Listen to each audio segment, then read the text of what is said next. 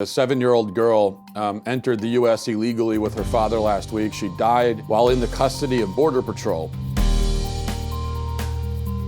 There's a lot more to that story, and it's important that you look at the rest of the story before coming to conclusions. It's obvious what the media wants you to take from the story. Let's look at some of the headlines that the media has used when reporting on this story. The Washington Post headline says, 7-year-old migrant girl taken into Border Patrol custody dies of dehydration, exhaustion. The AP is even worse. It says, 7-year-old immigrant girl dies after Border Patrol arrest. NPR's headline is, 7-year-old migrant girl dies of dehydration and shock in U.S. Border Patrol custody. Now, clearly, from the way these headlines are worded, you are meant to conclude that the child died because of something awful that happened to her while she was in custody. That obviously is what you're meant to take from that, right? You're meant to immediately place the blame on Border Patrol. Yet, if you look at the full story, you see that this is an obvious misdirection and misrepresentation, and a really disgusting and just awful one as well.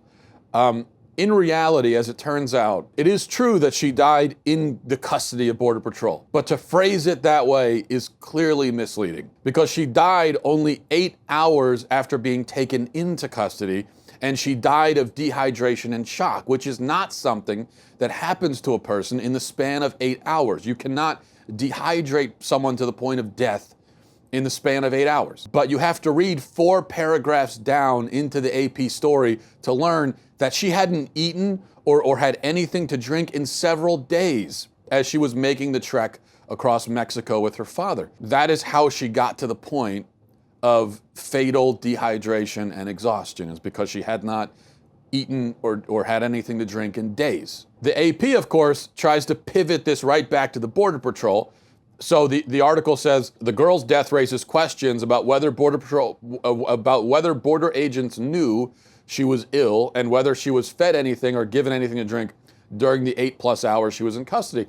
But wait a second, doesn't it more so raise questions about why she wasn't given anything to eat or drink for days leading up to this? Isn't that really the question? If a child dies of dehydration, do you ask, well, what has she been doing for the last 8 hours? Or do you ask, what's been going on with this child for the last 3, 4, 5 days? I don't know anything about her father. It says that she came across the border with her father. I don't know anything about her father. I don't know anything about the situation other than what's being reported. And what's being reported is that she hadn't had anything to drink or to eat in several days. So a decision was made, apparently, to make this journey from Guatemala without proper provisions.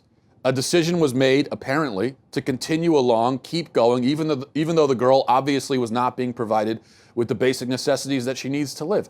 This was not a decision that the U.S. government made. By the way, here's another question. Was the father starving and dehydrated? I don't know the answer to that question. I didn't see it mentioned anywhere. But if he also went days without drinking water, he also should have been on death's door. Obviously, a 7-year-old child is going to be more susceptible and more frail than a grown man. But even a grown man, if you don't drink for 3-4 days when you're hiking, when you're on this perilous journey, you're going to also be very sick and probably needing hospitalization. It doesn't say anything about that. If he himself was not dangerously dehydrated, if he did drink, then you really have to wonder why his daughter had nothing to drink while he cared for himself. But we don't know. You know, these are just questions that should be asked. And they should be asked about the father. Okay, not about Border Patrol. It's of course being implied by some on the left that Border Patrol must not have given her any water or done anything to treat her while she was in their custody, but there's no basis for that assumption whatsoever. Obviously, they should have given her water. We have no reason to think that they didn't. In fact, when she began having seizures, she was airlifted to a hospital where unfortunately she died anyway. But the point is, if this was pure neglect, if this was, how the left is trying to paint it, obviously will paint it, of the Border Patrol, they just don't care about the livelihood of these people, they're just leaving them to die.